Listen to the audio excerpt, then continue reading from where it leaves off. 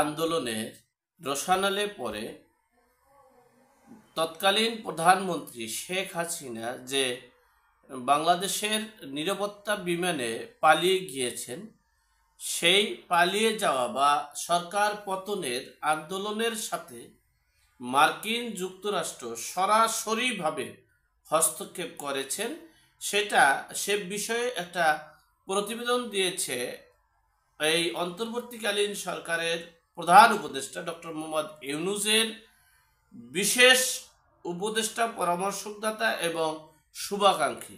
আর সেই প্রতিবেদনকে সমর্থন করেছেন আমাদের বিশিষ্ট আলোচক এবং আমাদের উপদেষ্টা ফরিদুন নাহার লাইলি আপার হাজবেন্ড ফরহাদ মাজার সাহেব বলেছেন যে আমরা নির্দ্বিধায় স্বীকার করি যে মার্কিন যুক্তরাষ্ট্রের সরাসরি হস্তক্ষেপের মাধ্যমেই শেখ হাসিনার পতন ঘটানো সম্ভব হয়েছিল। সে বিষয়ে সংক্ষেপে আপনাদের সাথে শেয়ার করছি।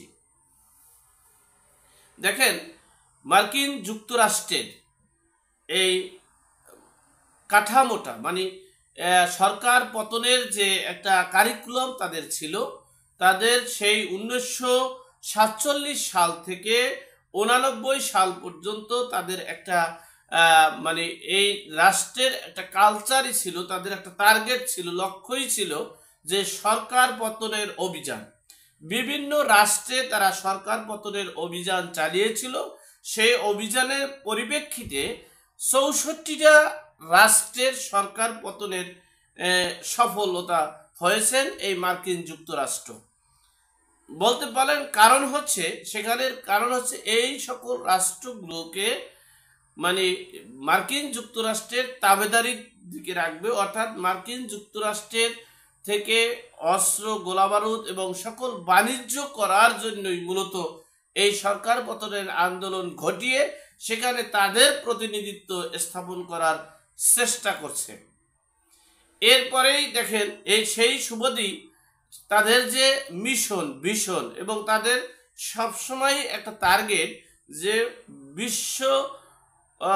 বিশ্বের সকল রাষ্ট্রগুলোতে তাদের প্রতিনিধিত্ব স্থাপন করতে হবে এবং সেখানে তারাই এই বিশ্বকে পরিচালনা করবে বিশ্বর মোড়ল হিসেবে, এবং সকল ব্যবসা বাণিজ্য যা কিছু আছে তাদের সাথে করতে হবে। সেই লক্ষ্যেই মূলত তারা এই সরকার পতনের অভিযান কার্যক্রম করেই আসছে। মনে রাখবেন আপনারা, সেই 1947 সাল থেকে এই 89 সাল পর্যন্ত 90 সাল পর্যন্ত যে অভিযান, সেখানে কিন্তু বাংলাদেশ তার বাহিরে নয়। সেই অভিযানের পরিপ্রেক্ষিতে এই পাকিস্তানের ইমরান খানকে এই পতন ঘটাইছিল এই মার্কিন যুক্তরাষ্ট্রের মানে মদদে সরাসরি হস্তক্ষেপে। বলেছেন সেই আমাদের জেফরি স্যাকোর্সের ভাষায় প্রতিবেদনে স্পষ্ট হয়ে আসছে। ঠিক সেই সময়ে আমাদের সেই পাকিস্তানের রাষ্ট্রদূত ডোনাল্ড লু তিনি বাংলাদেশে এসেছিলেন এবং এসে প্রধানমন্ত্রীর সাথে সাক্ষাৎ করেছিলেন এবং 2টা দাবি তারা করেছিলেন। কিন্তু সেই 2টা দাবিকে সরাসরি শেখ হাসিনা মানে অস্বীকার করেছেন, সম্মতি হয় নাই, রাজি হন নাই, বিদেই তার কপালে নেমে আসছে চরম এক দুর্দশা। চলুন সেই দাবি 2টা কি। 1 নম্বর দাবি হচ্ছে জেসমিয়া হচ্ছে ওয়াশিংটনের মতাদর্শে হয়ে ওয়াশিংটনের সাথে সম্পর্ক করে বাংলাদেশের একটা বাণিজ্য কাঠামোগুলোকে সক্রিয় করা, চাঙ্গা করা এবং তাদের সাথে একত্রিত হয়ে মানে একটা ভীষণ বাস্তবায়ন করা।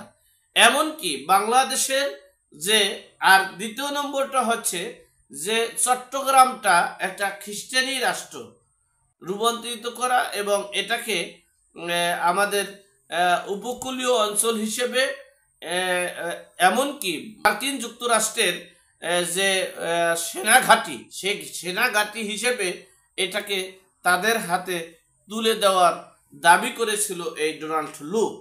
ঠিক সেই সময়, তৎকালীন সময় শেখ হাসিনা বলেছে বাংলাদেশে কিছু সাদা চামড়া আলা লোকজন ষড়যন্ত্র চালাচ্ছে এই জনগণের নির্বাচিত সরকারকে হটানোর জন্য এবং দেশটাকে একটা নৈরাজ্য সৃষ্টি করার জন্য। ঠিক আমরা সে কথাটাকে আমরা গ্রহণ করতে পারিনি তৎকালীন সময়ে। কারণ হচ্ছে আমরা বুঝতে পেরেছিলাম তার ক্ষমতা টিকানোর জন্যই হয়তোবা বা তিনি আমৃত ক্ষমতায় থাকার জন্যই এই সব কথাগুলো বলছে। কিন্তু সময়ের ব্যবধানে আজকে সেই টার্গেট, সেই যে দুইটা লক্ষ্য, সেই দুইটা চাওয়া পাওয়া ছিল যে ডোনাল্ড লু, সেই ডোনাল্ড লুর চাওয়া পাওয়াকে তৎকালীন সময়ের প্রধানমন্ত্রী এই শেখ হাসিনা সেটাকে অস্বীকার করেছে, অসম্মতি হয়েছে। এই অস্বীকার এবং অসম্মতি এবং রাজি না হওয়ার কারণেই তার কপালে নেমে এসেছে দুর্দশার ছাপ। ঠিক এরপরেই তাদের শুরু হয়েছে নতুনভাবে নতুন মিশন, নতুন ভিশন।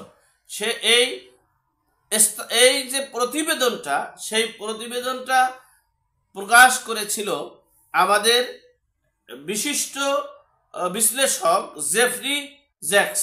এই জেফরি জ্যাক্স বলেছেন পাকিস্তানের ইমরান খান এবং বাংলাদেশের প্রধানমন্ত্রী শেখ হাসিনাকে একই সিস্টেমে, একই সময়, একই অভিযানের মাধ্যমে তাদেরকে সরকারের পতন ঘটানোর সম্ভব করেছে। আর সেই ঘটনাটাই মূলত এই জুন জুলাইয়ের আন্দোলনের এবং পক্ষশক্তি এবং বাংলাদেশের খুব পরিচিত মুখ এই ফরহাদ মাজাহার তিনি নির্দ্বিধায় স্বীকার করেছেন বাংলাদেশের জনগণ তথা রাজনৈতিক দলের সম্ভব হতো না এই শেখ হাসিনার পতন ঘটানো। এখানে সরাসরি মার্কিন যুক্তরাষ্ট্রের হস্তক্ষেপের মাধ্যমে এই শেখ হাসিনার সরকারের পতন ঘটাইছে। অপরদিকে এই যে সরাসরি যে হস্তক্ষেপগুলো করা হয়েছে, সেই সরাসরি হস্তক্ষেপের উদ্দেশ্য, পারপাস এবং এই ডক্টর মোহাম্মদ ইউনূসকে যে প্রতিনিধি হিসেবে বসানো হয়েছে, সেখানেও কিন্তু তাদের একটা ফোকাস ছিল, উদ্দেশ্য ছিল, পারপাস ছিল। সেই উদ্দেশ্য, সেই পারপাস, সেই ফোকাস, সেই চাওয়া পাওয়া কিন্তু পূরণ হতে যাচ্ছে না। আর পূরণ করতে না পারলে ডক্টর মোহাম্মদ ইউনূসের কপালে চরম খেসারত দিতে হতে পারে, এমনটাই মতামত দিয়েছেন বিশ্লেষকরা।